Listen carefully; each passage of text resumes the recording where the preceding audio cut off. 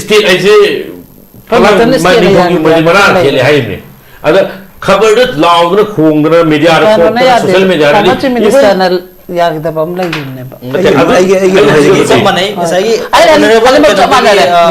Congress CM Matam the so Iran took look at Madagi, Modulo Shilla.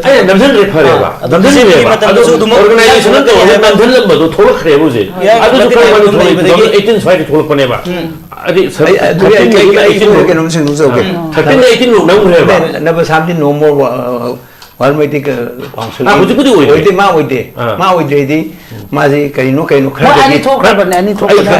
need to go on a day. Madipura Tanto Kibene. Lay Tamole.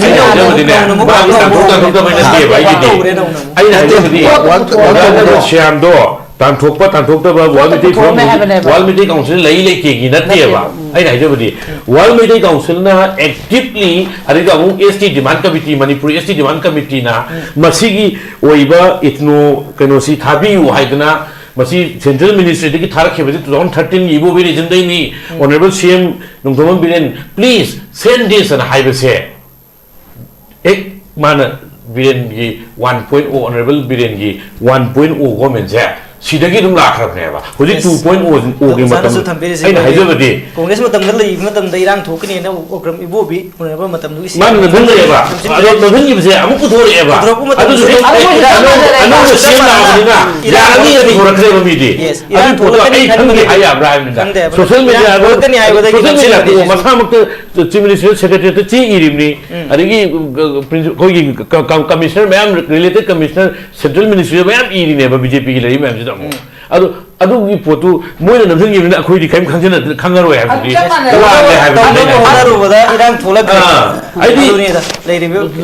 to win later. I couldn't get a yanning ever. Hey, Quiggy, Honorable Tom Billion, head woman like I don't put him, Mr. We have fresh water. I won't put her never. I don't have it. I don't know what I'm having. Don't know what but go and get in action. Did not ever see Iran to easy. And the action do Miyangi demand neither vida. A fully report neither vida. Counter excellent counter actions there. Maintain a demand only assuming opposed or assuming demand only a coin opposed only. Machine neither vida. I know Nasi cooking a sit and topic Marilyn and Hibatari, Kogi, Honorable Deputy CM, Nemcha Kipgen, Fondoki, Wafum Sigamaril and I Kogi, Magi Tongan interview to the Tonga Wapum Fondoli, Wafum Sinduman Fondokibada, Agi Wakalonde, Apun Makisakam, Tazaba Amadi, Asumba Wayel Loidana, Masigi Matakta, Puna Lepinaba, Hibasit Matautai, Kogi, Intap Manipurum, put up the Hiwapum to Tam Kavatar. I welcome Sidangasi topic Simaril and Kamay and Bears.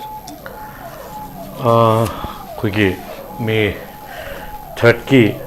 the Manipur, Yuzuki River, Tangdulita Dava, people Monday Queen say home, IDP singna, internally displaced persons sing Nangasi, winter a home, sorry. Quayum the Nuaina Leva, Quivokta, Hitter Yautri, Nuaitia, me fully, me tan later on Taurin. Ichasi, Kitang Topada and Naiga, Collega. Don't sit on Maniga Torini. I must see Mamsi, a quick word I labor Quina. IDP sing, you know, they say a home winter sea was in way Kanator Kankre. Sigi Han Bagi Miam, Sudum Maquina, Lingap Kichukli Paiva, Canosum Tainer, Gadum Lakpani. Quick Hanaki Chief Minister, Honorable Tumum Biringi, Government Matamnaki. Talking about Sigi Manipur colossal violence, I have a tarico. The Sigi violence,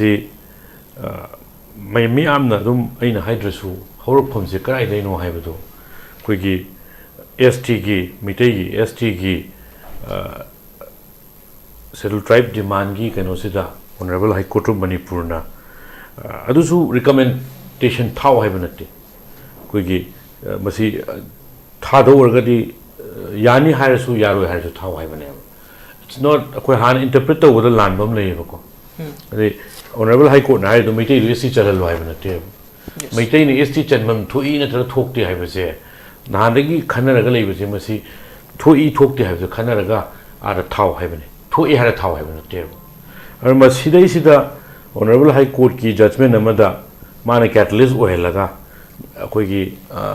namdana madudoina tainaraga akoigi megi kenosida Chuchanpur gi da thokpa nongmai pairaga chen ba chong khoi loi ubu ngakte ada hairiba colossal violence koi me third ta hi hori si adu ikan kana dana ai is a date for direct track tawdre koi da bane masai gi May 23rd ko male if I'm not mistaken koi gi BJP ki MLA tare koi gi cabinet minister ani yauraga moina koi gi Manipur si Thugairaga union territory with legislature PU haidana separate administration moi common language na basi PU haidana yama pung oina demand tawde yauba khoigi masigi pra diametrical u-turn am lower kind statement am pipira ko honorable Nemcha Kipgen Manipur gina no deputy chief minister haja batare ko lona masi ekhoina loina khangma tane adoina thamjari aina masigi kanoma khak track am khak retrospectively ne pujari se masi kainote khoigi deputy chief minister Manipur haibani hoji ko matam the cabinet minister Manipur haibani ado ama bore khoigi wakan ten badagi natragana engine ba yaw badagi natragana pressure dagi oiramba yai demand tawgi bado hojikti ekhoina yeng matamda violence gi kana ba ji thoina leramda ba adi ekhoina community line da naga hairasi mani maitai hairasi or kuki hairasi natragana maitai pangan hairasi or Nepali hairasi sigi community line da once state piba hogragadi union territory hairasi no state me sigi community line da piba hogragadi it will act as a watertight compartment ge ma makumpa on kapura pura pulap tholak pom nei na demand si ethnic line da loin tongna rakani ba because India itself si multi ethnic oi ba Manipur gi tok thokro ba and India si keno to ka do pot nam nei bani na hujikti akoi gi deputy chief minister Nemcha Kipgen koi honorable Nemcha Kipgen gi wakhan da su akoi gi separate administration mo haira su ma aina haijabadi mana makoina talamba dabi imkhak leibe se constitutional setup ang scheme gi makha tan ba ya ba dabi ne haira ga su mangphau na ba ya roi do ba koi gi distant dream hai tare ne with hunting oina masana realize or kusu male aduga ngasai gi hojik Manipur da anou bo lenga am kha koi honorable chief minister Khemchani makha da semakre ba ma su hojik deputy chief minister oina wasak lori ne online da ora ga su aduna mangon su deputy chief minister ama Manipur gi oina pi bai se yam chauba keno mani ana hojik ma deputy chief minister Manipur na pi ba sida ko amuk tadar ka sina deputy chief minister Manipur gi post su ai accept tau ge haiba aduga Manipur su thugai ge haiba gi ani gi stand di ma lebam thokte ba yes masi somewhere down the line masi koi Delhi chale na ngang ri se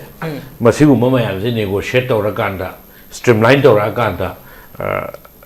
pare nang ngona chief minister deputy chief minister ai pi rage ya major role ne aduga nang sigi separate administration no sign to na matam bulletin mayam thok tan to bujo now you should abandon it Manipur you ba idea Manipur amaka purak na hona bada natragana irang se nemdan gi haitara gadi you lead from the front manam de kangkupi hai je koi honorable Nemcha Kipgen gi stronghold ne yes koi na chatpa da ma je them bane haina lowi ra ga jo hauju ji context ari them ju phai ba yes aduna koi honorable Nemcha Kipgen na ngasi mana lori be stand se aina Congress BJP or NPP adu adam da thira it's a welcome change yes yam noise han round the faza topic sim le wa family thambiri central leaders sing na koi gi asai gi ujan so hobu da thambi gi separate administration gi manglan mangli ba koi gi mioi sing di supi pi roi have central leaders sing gi thaja moi da thamba strong statement commitment amani have dare si matang si da kadai fo thaja ba yai kamai yin oziki central koi India gi lenga ki chukli pai ba कोई BJP की particularly कोई honorable Prime Minister Narendra Modi का और honorable Home Minister Amit Shah का से कोई से कोई मियाँ में उड़े को अब फत्ता वो आइने यानिंग जब तो ना मने तो वो गम बमी जी वही बने yes मोई से कोई तो गे हर का रेस्टोरेंट तो सीधी कई कनी कई चुम्नी मैम कई हर कनी कई थोड़ा चीज़ बा कंगूटी वही बने अदुना सही सेपरेट एडमिनिस्ट्रेशन से मोई ने कैटेगरिकली कोई बीजेपी की सेंट्रल यूनियन गवर्नमेंट से पीरो है अगर पीर रोई ने खले yes अदुगा पीनी नत्रगा पीरो है बिग मसेंग मंगांग लेरगा जो अदु एनी टाइम पिथोके कायरगा जो थोलो पिथोरका दो कैरेक्टर में चेंज बनेबा अदि आइना गसा हाइजबो अंगम अदि काश्मीर दगा तौग्रेबा यूनियन टेरिटरी थुगाइगिबा 370 लौथोखिबसि यूनिलेटरल गातने without consultation of the general public at large Manipur की ओइरिबा मी लाकुंद्रा हाइदि मोइना कइनोइना उबदि नतेबा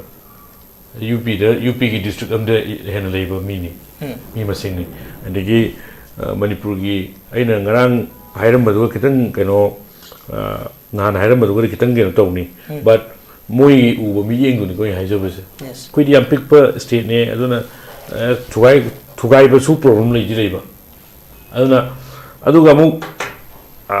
मणिपुर से पिकजु पिकना इंडिया दा मणिपुर तीन की हिस्ट्री जिगा अतोप तीन से खेनाय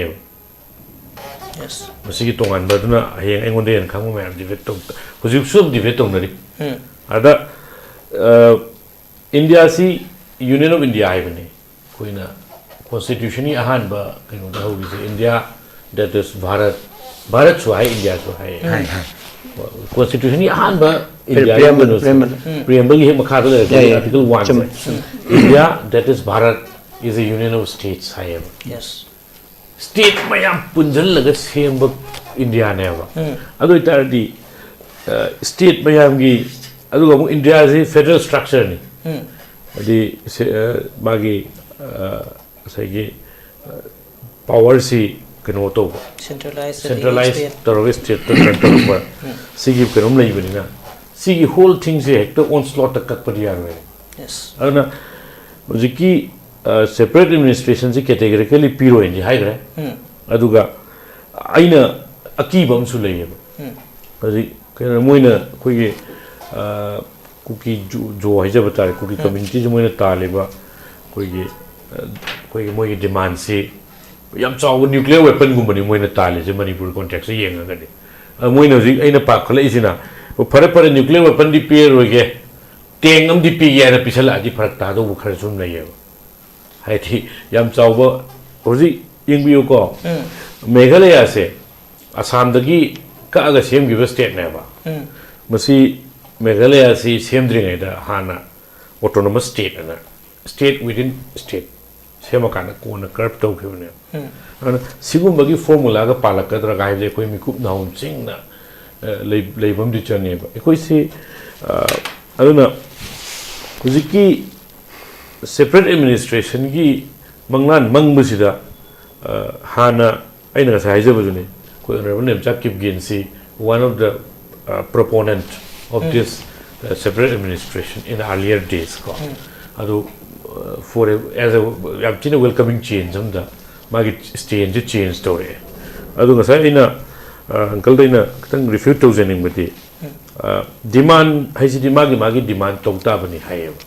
डिमांड इज मागी राइट नि high अदai खतंग with due respect लेबाकी मपी Mopa ओइरगदि करम डिमांड तौरग लेबाक चौखटकनी करम डिमांड तौरग लेबाक काइगनी करम डिमांड तौरगना आई इरै चासिंग वागनी काइबसे मयिक सिंग खंगबिबम थोए हुजिक मागी डिमांड ने हाई हाइदना तौरकपदगी नत्रने मसे कोइ चै अहुमेन आईडीपीस मैम वाना खांगी से मसी कनाना रिस्पांसिबल नि बिकॉज ऑफ दैट अदुगी डिमांड न नत्रने अदु तादि demand as a matter of right हायर अगदी आई कितंग मदुमदि I have my reservation with due respect demand दो रीजनेबल ओइगदौने रैशनल ओइगदौने डिमांड जिन मरम ओरग स्टेट से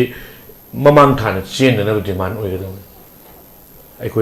अखोई अदुगी डिमांड जे नते हुजिक तौरिस हुजिक अदुना हुजिकी sigi separate administration demand to busi egi wakhandari yamna pikpa lam furup kuntrawa kuntra tarukna tabalam sidai sida separate administration haise separate administration is worry me ko that's for a kind of ngaktangi koi pithu en lo rase pithu pa matam da nagana inhabitant oiba nagagi lam haibana haijaba nati ko manipur da maitai lam haiba leite nagagi lam haiba leite kuki lam haiba leite manipur apunba lam se manipuri singi ne ada nagana hena taba lam singi da sagi moi separate administration gi mangnan mangi mi singi gi map ta yawe concurrent oiba moi gi na haiba khoi gi na haiba south nagaland taliba sai framework agreement lau thorak pai keno ma du kain taliba kang buji da ju khoi gi manipur gi ki moi ni general pada overlap to bajaga yauri si na amu khana ro hani ngai ti hoji litan na tawri se adigi loina muk tok thoga chuchanpur nahan khoi gi government se popular government hai jai hain elected government hai ni go because elected government is always popular government halang thokri prajana lang thokri bokti ada nan khoi gi government am khak honorable chief minister Kemjana Luchinga chairman to gunu misida chuchanpur da khanari je aduda muk ke do jomi ga kuki ga ni na mu haye ba adidi ekhoi se ina haije badi meitai su ngaina mangang luang khuman adu ada rk bhamona ekhoi tari ne sumaina society je khoi gi fracture hoina machet thugai base base khoi politician sing na khar ga topi ri phado ne moi gi vested interest le ba yai kai kari vested interest le ina chene ne ba thok ta de but ekhoi huji separate administration sai na jabadi huji pithu en no se ba yes naga ga kuki ga tok thok ho ba naga masen kuki masen an tong na kani because naga da sungai na paumai le re adu le re ka bui adi khoi ji proof sai hai ji ne khoi sub tribe magi masayam nei hai ba khana na bagi machin bachak se khoi hun ba tok se ba separate administration se number 1 oilaru da bumangni number 2 central government na categorically high have to say endorse to the uncle gi ko aduga mu huji separate administration gi kan proponent oiramba huji manipur gi lenga ti yausal aga hana su yaru mi yawbudi ko ado huji kero to rakanda popular minister anu gola kan ba deputy chief minister buki level yawra kanta di huji ki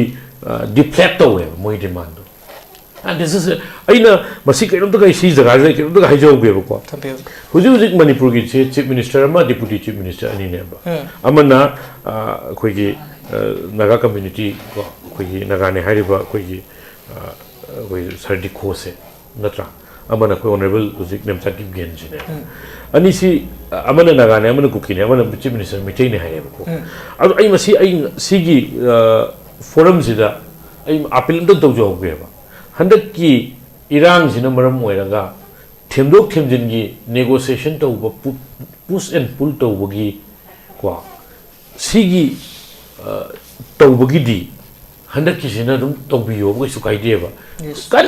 phunari ngai kan yana ri kan hanari ngai de themna ba ma changi dana ko aina yam tina masini pibam thokte ngai khalla bok da khara pi je adu masim matung da ne masina maram oiraga asmi nagari pi hagari kuki gi pibam thu e ani pangan gi pibam thu e or nepali gi pibam thu e haibase masidi handak ki jina loichalaga masina president o henbi gan oina haijabase laibam ju thokte ba koi handak ki irang jina maram oiraga manipur da much required peace restore to na gona rakpada central government so oisunu adagi hoige honorable chief minister hoi Kemchan gi mangona mana maneuver to the waram do ba ko ekhoi su ujai ba political compulsion haibam su lei hoji npp gi pi de yari ba pi ri sine are masang torkini ado aina haijabadi handaki sire the community line the ministry pi bese ai masi community line the pibam thokte ba community line adu thokte aduna aina haijabadi hoji naga ama kuki gam deputy CM haire adu adu pangan ju deputy CM um piu haje la koi phim la eba ate नियम दे दिया दे adu aseng mai di masi adu ne masi handak ki jina han su oijinu aru su oijinu adu ga hoi deputy chief minister naga su oijinu kuki su oijinu oijasa no ba but it should be based on competency koi manipur si mai tai di koi na ha in mamang su punjab du we are very accommodative koi accommodate am to koi se du ni maram di ai mamang ha je bu ni honorable chief minister hanoi biram Rishan Gaising is the longest serving chief minister before Okrami Bobi, honorable Congress president ko aduga yamaso saizwa koi pokte ga werame Muhammad Ali Mudin gai je amon Muslim je hujik to bisin khari yang bale haibo ni matam pure minority ne ba mai tai di karam community no haibo pure minority to nang competent oi bani ne you become the chief minister haibo ma ba ko community ne adu ai haije badi ngasi pi bese honorable Nemcha Kipgen deputy CM PC decode as PC honorable decode as PC but it should be based on competency not based on community and this na handa ki thu isina na it should not be a precedent in the future man chuma bawane te honorable deputy CM na phongdo ke wafum da ikoi ki handa ki naga ga kuki ga gi thudok am litana thoke ba ge thudok sida adu yamna laibak thibani adu physically oina kanglup singe marakta to khai pakalo lainari masigi damak political solution ama mathau tari irang asi waroshin amagi damak aina government asida yawba mathau tai haiba wafam na khogi honorable deputy CM na phone to ke ba wafam se kamai koina handaki litan ye mamang ge no si forum je haijaram ba litan gi incident siga koi handaki May 3rd thiri hor khiba koi incident siga ani ji kitang khena ba se mama May 3rd 2023 study na sai ge political classing haida bata mitam gi hierarchy se to not tabina political classing ji gi explicit role amakak laiba man ba ko haibadi na sai gi huju ki deputy chief minister woriba honorable Nemcha Kipgen masa yauraga polana lauke adagi BJP gi cabinet minister ani ko the power hokip su yaram dong male aduga cabinet minister ani yauraga BJP gi MLA taret ko aduga KPA Kuki People's Alliance aduga si toraga moi punna minister MLA tarana separate administration the phunga ne lo ri ji daga ni lo ri ji center de chi re imni bulletin thole imni khoi honorable bungjagin balte huzik chuoga leibasi magi phor an sign toring ne kana no adum ubiram mani ko yes ada handak aina haijabadi hojiki litan gi siga khena basina koi gi complicit rules si mi ani yungawri phunare han haire aduga pakthok chawthore ko aduda political class li bising je koi jamin tore aduga mai ji mut na tore hadi political class magi city community ni gi khana banate sima city individualized to godo ni khana ri ba ani do ina phara kana na chumi kana la le ha se aduda confine to godo ni ha bi kenom kha bas be it Kuki gi CSO or Kuki gi organizations or legislators gi digi mapung phaba adu potum tholok pa na uye ba aduga khoi gi naga community gi disu madugi kero se tholok uye ba deputy CM masa sat laga su ja ko wari chana ke sara le dana khana dana ba pora dana ba to se masi May 3rd ki sidai complete silence ne ba yes adu ne ba miyam no warau na ri se haidi ai bari ngasi ge aduga aina masi honorable chief minister koi Ram Khem Chanda yam taksin mamaksu khuji situation ji di ari sarkar sem dana ba gi Delhi ji to toram godo maneuvering mayam ngangram godo ba ko negotiate to nar godo mayam je aina imagine to mo moy yes sam ken ge to naram durim ne ba khuji maduri tholang ting ai ri bo sik se sarkar seme cabinet minister adi apa ya gera ama gera mo gi formula am le mani tholak khre adu ragadi magi first measure si BJP gi da mase ko gazu yobi ko miyam na kwai digi irang marak sida yaningi da bazi Prime Minister Narendra Modi ki differing silence in Manipur han palak pasi koi naked parent koi cookie ki PM cha hum ka pi thong na kaino to we haibado adu da khak pale eba adu parliament session horam dai da adu bailel thalo ela ga ma palle ba ko pan basi adu matung da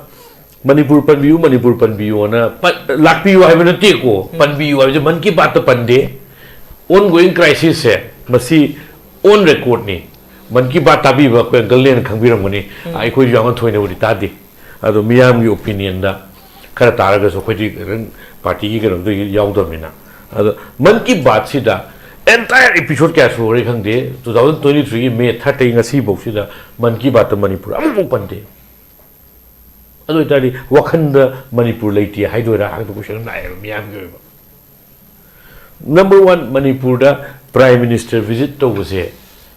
kai do bi to do no ta haeba yam laina yes to do su ai kai no haeba ware nare hari mapi mapala haning bai ji khoi gi ni mau chane IDP lising umpu hena relief camp da leiri masi yengi ba ta la piu nang la ga ni phani hope to ne ba mongon da bin to ri ne ba honorable prime minister you are the hope please bring that hope Manipur much needed normalcy nang na tanding amore nang lak piu ai je ne ba masi dai la ilakti criticism pen da lak ne ba ki ari honorable home minister Amit Shah lak la amado May 28 29 30 31 June 1 pura ni ma le ko madu 15 days matung da lak ke harame election campaign gi ngai parliamentary election campaign gi matang da amuk khak la ame mati am khak nga ma ga dum ri hanak prime minister visit si su Mizoram lak pani do Manipur ngak changam gen wai te hai tu ne ba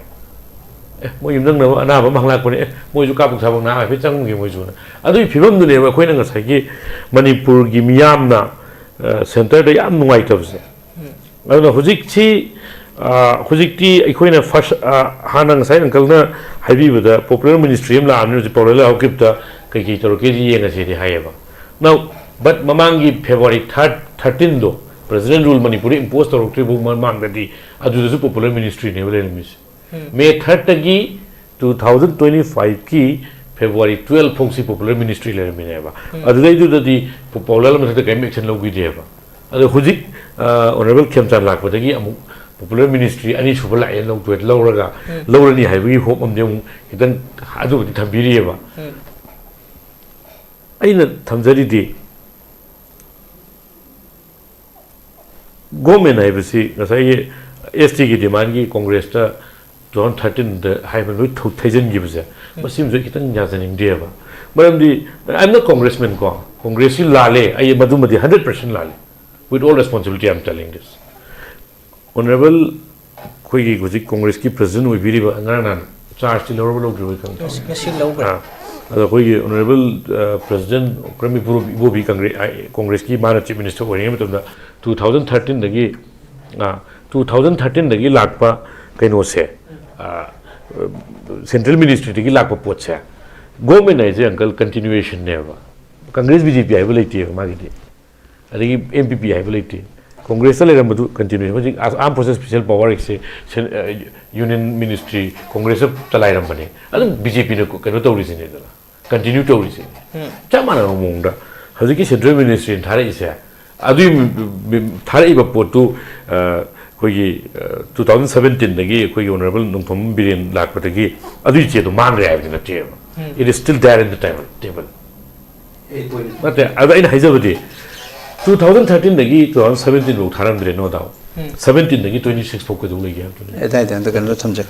adu na ngai gi miyam na aina angal ai solution dagi mi ani dagi pa ada aina luxury na sai be it Congress be it BJP cutting all party across party line ko in action of the government se sai miyam na demand to ba ngai ga dong te adigi atop community am na revolt to pa ngai ga dong te government gi di aina government na tro khoi se mari chume tharo somje tharo no hai ba du ne decisive oi ga dong du ne ba huji mamang da khoi gi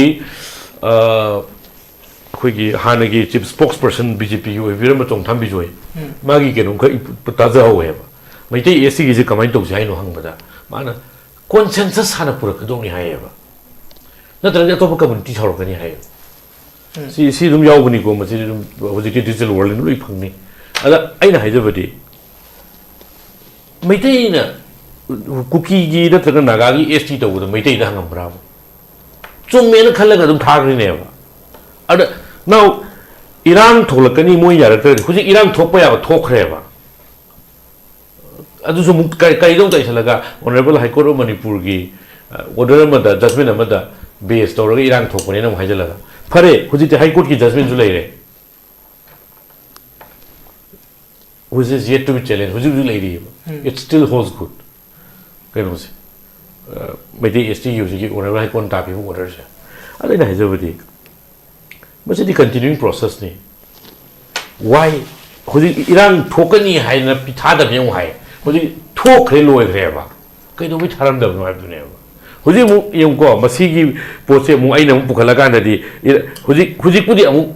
thage haibada mu objection mayam leirane ꯑꯩꯅ ꯍꯥꯏꯖꯕ ꯏꯔꯥꯡ ꯊꯣꯛꯏꯉꯩ ꯃꯔꯛꯇꯨꯝ ꯊꯥꯖꯤꯟꯕꯤꯔꯗꯧꯅꯦꯕ ꯀꯩꯅꯣ ꯊꯣꯛꯄ ꯌꯥꯕ ꯊꯣꯛꯈ꯭ꯔꯕꯅꯦ ꯂꯣꯏꯕ ꯌꯥꯕ ꯂꯣꯏꯈ꯭ꯔꯦ ꯇꯨꯝꯕ ꯌꯥꯕ ꯇꯨꯝꯈ꯭ꯔꯦ ꯑꯗꯨ ꯑꯣꯏꯇꯥꯔꯒꯗꯤ ꯍꯦꯛꯇ ꯀꯣꯡꯒ꯭ꯔꯦꯁꯀꯤꯗꯤ 2013ꯗ ꯊꯥꯔꯛꯄꯅꯦ ꯍꯥꯏꯔꯦ ꯀꯣꯡꯒ꯭ꯔꯦꯁꯇ ꯂꯩꯔꯝꯃꯤꯁꯦ 13ꯗꯒꯤ 17 ꯐꯥꯎ ꯈꯛꯇꯅꯦꯕ 17ꯗꯒꯤ 26 ꯐꯥꯎꯁꯦ ꯑꯣꯜꯃꯣꯁ ꯆꯍꯤ 9-9 ꯑꯃꯨꯛ BJPꯅ ꯄꯥꯏꯔꯤꯅꯦꯕ ꯑꯗꯣ BJPꯅ ꯀꯣꯡꯒ꯭ꯔꯦꯁꯇ ꯊꯥꯗꯕ ꯄꯣꯠꯇꯨ BJPꯅ ꯊꯥꯕꯗꯤ ꯀꯩꯗꯧꯒꯦ ꯍꯥꯏꯕꯗꯨꯅꯦꯕ ꯑꯩ ꯃꯁꯤ ꯑꯩꯈꯣꯏ ꯑꯀꯜꯒꯤꯁꯦ ꯋꯤꯠ ꯗ꯭ꯌꯨ ꯔꯦꯁꯄꯦꯛ ꯑꯩ ꯔꯤꯐ꯭ꯌꯨꯠ ꯇꯧꯖꯒꯦꯕ ꯍꯧꯖꯤꯛꯀꯤ STꯒꯤ ꯌꯨꯅꯤꯌꯟ ꯃꯤꯅꯤꯁꯇ꯭ꯔꯤꯗ ꯂꯥꯛꯏꯕ ꯆꯦꯁꯦ 2013ꯗꯒꯤꯅ 13ꯁꯦ ꯅꯝꯁꯤꯟꯈ꯭ꯔꯦꯅꯁꯨ ꯂꯧꯔꯁꯦꯕ ꯂꯣꯏ ꯂꯧꯔꯁꯦꯀꯣ 17 ꯐꯥꯎ ꯅꯝꯃꯦꯅ ꯂꯧꯔꯁꯦꯕ ꯑꯗ ꯏꯚꯟ 17 ꯃꯇꯨꯡꯗ ꯊꯤꯕ ꯈꯪꯗꯦ ꯍꯥꯏꯕꯁꯦ ꯃꯁꯤꯗꯤ ꯑꯩ ꯌꯥꯖꯅꯤꯡꯗꯦ ꯃꯔꯝꯗꯤ ꯀꯩꯅꯣꯗ ꯋꯥꯔꯜ ꯃꯤꯇꯩ ꯀꯥꯎꯟꯁꯤꯜ ꯑꯅ ꯑꯩꯈꯣꯏꯒꯤ ꯑꯣꯖꯥ ꯅꯕꯔꯁ꯭ꯌꯥꯝꯅ ꯂꯤꯗ ꯇꯧꯕ ꯑꯣꯔꯒꯅꯥꯏꯖꯦꯁꯟ ꯑꯃꯅ ꯃꯗꯨꯒꯤ ꯄꯣꯠꯇꯨ ꯁꯦꯟꯇ꯭ꯔꯦꯜ ꯃꯤꯅꯤꯁꯇ꯭ꯔꯤꯗꯒꯤ ꯊꯥꯔꯛꯈ꯭ꯔꯦ ꯍꯥꯏꯕꯁꯦ खबरदा बुलेटिनदा न्यूज़दा सोशल मीडियादा अदिगी गवर्नमेंटदा थाबा चेदा मसिंग खंगदगै थागरबनेबा पोस्ट बिरेन अदुरदि आई फिकाउ यावदे खंगदि हाइबसि मते अदे पोतु डॉक्यूमेंटरी एविडेंस होइरगदि कमाय तते डॉक्यूमेंटरी एविडेंस नि आई नाइजबदि सेंट्रल मिनिस्ट्री दगी मिनिस्ट्री की लेटर नंबर पंदना मिनिस्ट्री की letter number dated so which was sent at the time of Ibobi's regime on 2013 adu hujik sigi se sapong yu to biu haibada state ai se mani mara khele haime ada khabar da laudna khongna media report social media minister यागदा बम लाइने बा समने सही honourable आनगी Congress की CM मतम दसु इरांग थोकलकनी खनमदगी मदु लोसिल अरे नमजन रे फरेबा नमजन रे ऑर्गेनाइजेशन तो नमजन मदु थोलखरे बुजे अदु तो कोई मदु 18 फाइट थोलपनेबा अदि के नम सिंग जोगे 13 18 लो नमरेबा नब सामदि नो मोर वाल्मीकि काउंसिल हुजुकुदि ओइदे मा ओइदे दी माजी कइनो खरा अनि थोकरबने अनि थोकनते माजी पूरा तांथोकेबने ले तामो ले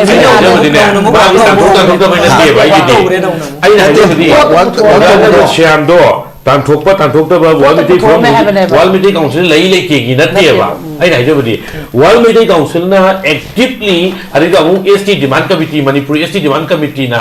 मसीगी ओइबा इथनो कनोसी थाबियु हाइदना मसी सेंट्रल मिनिस्ट्री की थारखेबदि 2013 इबो रिजन दैनि honourable CM Nongthombam Biren please send this and हाइबसे एक मान बिरेन की 1.0 ऑनरेबल बिरेन की 1.0 गवर्नमेंट से सिदगी दुम लाखरबनेबा हुजि 2.0 गे मतम आइना हाइजबदि कांग्रेस मतम लई मतम दैरांग थोकनी न ओग्रम इबोबी ऑनरेबल मतम दुई मान नधन लेबा अदो नधन गिबसे अमु पुथोरेबा अदु अनु सेम लाबनिना यानी यदि होरखरेबा मिदि अदु फोटो आई खंगे हाया ब्राइमनिना सोशल मीडिया थोकनी हाइबदि सोशल मसामक चीफ मिनिस्टर सेक्रेटरी तो ची इरिमनी अदगी कोई commissioner ma'am related commissioner central ministry ma'am इरिनेबा बीजेपी की लई मैम अदुगी पोतु मोयना नमजंगिबना अखोइदि काइम खंगरोय हाबदि हारुबदा इरांग थोलक आइदि लेरिबो नमजंगना तुमिना लेथगदि ए अखोइ खंगे हाबदि अय यानिङेबा हेक कोइगी ऑनरेबल नोंथोमन बिरेनगी हेक गवर्नमेंट लाकदि ए अदु चीफ मिनिस्टर ला वी हैव फ्रेश होप अना अमु पुथोखरबनेबा ꯑꯗꯣ ꯑꯩꯅ ꯍꯥꯏꯖꯕꯗꯤ ꯑꯗꯨꯁꯨ ꯑꯗꯨꯝ ꯅꯝꯕ ꯊꯔꯝꯃꯦ ꯍꯥꯏꯖꯕꯅꯤ ꯇꯧꯅꯕ ꯍꯣꯠꯅꯔꯛꯄꯗ ꯄꯕ꯭ꯂꯤꯛ ꯑꯥꯎꯠꯀ꯭ꯔꯥꯏ ꯂꯩ ꯒꯣꯔꯃꯦꯟꯒꯤ ꯏꯟꯑꯦꯛꯁꯟꯁꯤꯅꯅꯦꯕ ꯉꯁꯤ ꯏꯔꯥꯡ ꯊꯣꯛꯏꯁꯦ ꯑꯗꯤ ꯑꯦꯛꯁꯟꯗꯣ ꯃꯤꯌꯥꯝꯒꯤ ꯗꯤꯃꯥꯟ ꯉꯥꯏꯗꯕꯤꯗ ꯑꯁꯣꯝꯒꯤ revolt ꯉꯥꯏꯗꯕꯤꯗ counter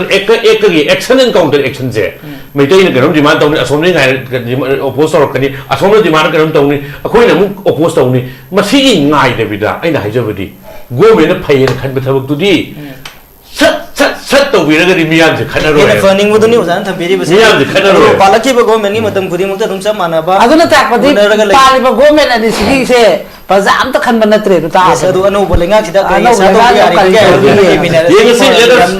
let us spin some fresh hope on the newly appointed chief minister of Manipur honorable Y Kemsa Masibul appointed at the go selected I every man can madu di abu makata na debate underkan deputy CM na so phongdo ke bele MLA ma'am sing marak ti thamoi se na to gi dang ado koi honorable Y Kemsa je koi miyam na khangmada he is no nonsense man yam bol oiba singja mai ge man sem badi mayam nai nai na hoji bo hai nei